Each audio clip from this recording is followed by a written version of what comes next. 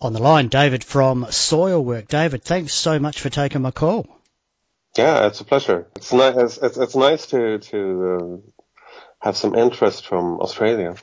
Now, the last time I spoke to someone from Soilwork about Soilwork, I spoke to Dirk just when the Ride Majestic was about to come out. Now, tell us how you went with that album. Personally, I really like that album, but at the same time, we were going through lots of personal struggles. We had like deaths in the family and a lot of things going on at the same time. So it's a bit of a dark album, and I think it was. I mean, the fans seem to enjoy it a lot, and I still think there are a few songs on there that are really good, but it felt like the end of that particular era, because then Dirk left for Megadeth and everything. So doing the new album, Verkligheten, it felt like kind of a rebirth for us, both as a band and we felt a bit more free to be more creative and innovative and take things a step further. We had a member change. Dirk left to initially fill in with Megadeth, and now he's left and gone, but Bastion has filled his spot. Tell me how you found him, where he came from. Well, he was actually one of Dirk's drum students. They've had a few online lessons. So and Dirk Dirk chose him to fill in for him.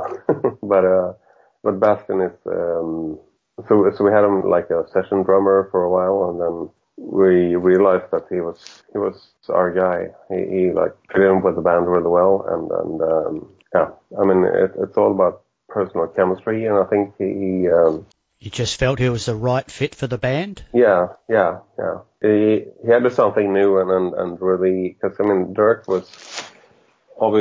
is one of the best drummers in the world at what he does, but Bastion is also a very more like all-round drummer. He can play all the technical extreme metal stuff, but he's also a great like classic rock drummer. So I think we've become more diverse as a band. We're able to pull off all kinds of stuff more convincingly because of him. Okay, so tell us about the most recent album. I'll leave you to do the pronunciation. The major theme of the album is Verkligheten. It's the Swedish word for reality. The theme of the album is how we're like all approaching middle age and trying to escape reality, actually. Now, I had the good fortune to hear it just before it came out, and it's still right up there for Album of the Year in my mind, so you must be pleased with the response all over the place, because it's a killer album. Thank you. Yeah. It feels like when you're an aging metal band, I mean, compared to making a metal album when you're like 20, you have this all this angst and anxiety, which is like the post-adolescent thing, and now we're all like approaching middle age, and there's a whole new set of neuroses and anxieties that you experience, and I think we all try to cope with it in different ways, but the overall theme is like how do you escape reality in a setting where you feel that death is approaching, like when you become aware of your own mortality. I think that's the overall theme of the album, and at the same time we want the music to become a bit more, both more bombastic and symphonic, but still also a bit more straightforward, like doing more like old school heavy metal riffing, but still having that extreme metal element with blast beats and stuff going on underneath the old school metal riffs. So I think that's like, we want to create this tension between the old and new. My favourite song on the album is one of the bonus tracks on my album, actually, and I can see that you wrote it. That's The Undying Eye. Yeah, I really like that. It's like homage to the Police, actually. You heard that Police song, Bring on the Night? Not familiar with it, no. You should listen to it, but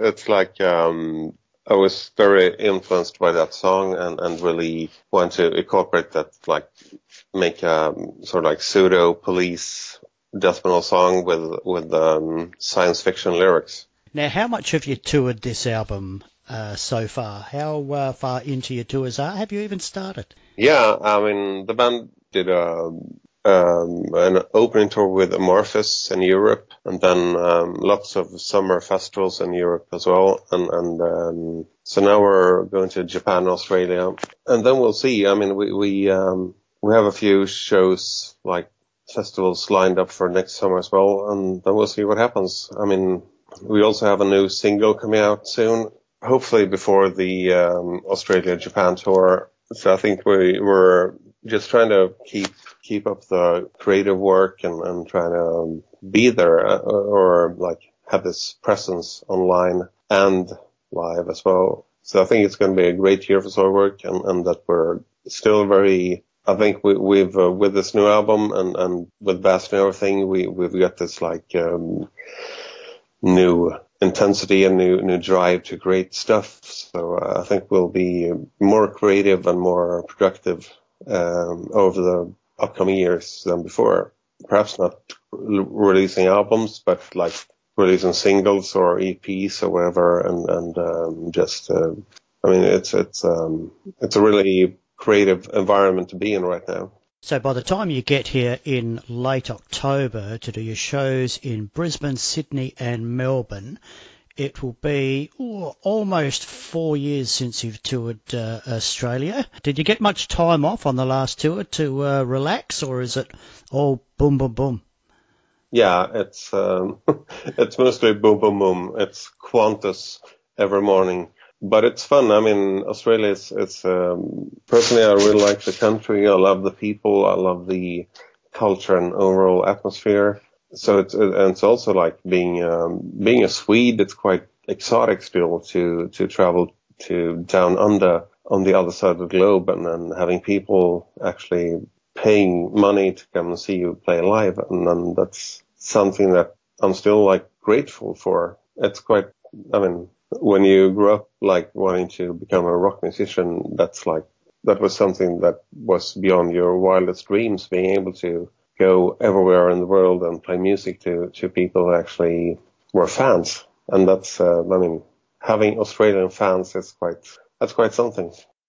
How are you enjoying the music life anyway, David? Because you're a busy man with other things going on besides Soilwork. Yeah, we do have this other band called the Nightlight Orchestra, which is our classic rock band, and we just finished our latest album, so it's going to be released in the beginning of next year. And I'm also a doctor, like a gastroenterologist, so I work full time at the hospital when I'm not out playing music. So I guess I'm quite busy, but I enjoy it. I guess I need that excitement in life.